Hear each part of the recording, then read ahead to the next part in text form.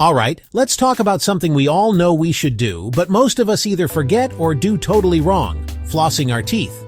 If you're like me, you might think, it's just a piece of string, how hard can it be? But trust me, there's actually a right way to do this, and once you get it down, your teeth and your dentist will thank you. So here's my step-by-step guide to flossing like a pro. First, grab yourself about 16 to 20 inches of dental floss. Take about 20 inches of floss and wrap most of it around one middle finger, with a smaller section wrapped around the other middle finger to take up the used floss. Now pinch the floss tightly between your thumbs and index fingers. You want a couple inches of floss to work with.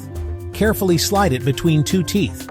If it feels tight, try a gentle sawing motion. Don't just snap it down, or you might hurt your gums. Once you're between the teeth, curve the floss into a C shape around one tooth.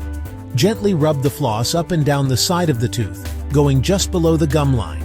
Then, slide the floss over to the other side of that gap.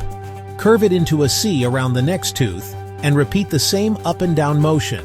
When you're done with that spot, unwind a little clean floss from one hand and wind the used section onto the other.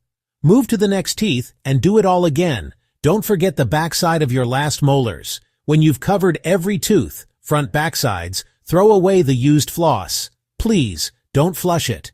A couple quick tips to keep in mind: always use a gentle touch. Forcing the floss can cut your gums, and nobody wants that.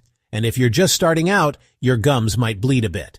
That's normal at first, but if it keeps happening, talk to your dentist. And remember, fresh floss for every tooth.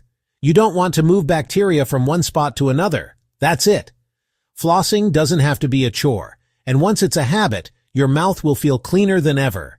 If you found this guide helpful, hit that like button, subscribe for more tips, and let me know your biggest flossing struggle in the comments. I'll see you in the next one.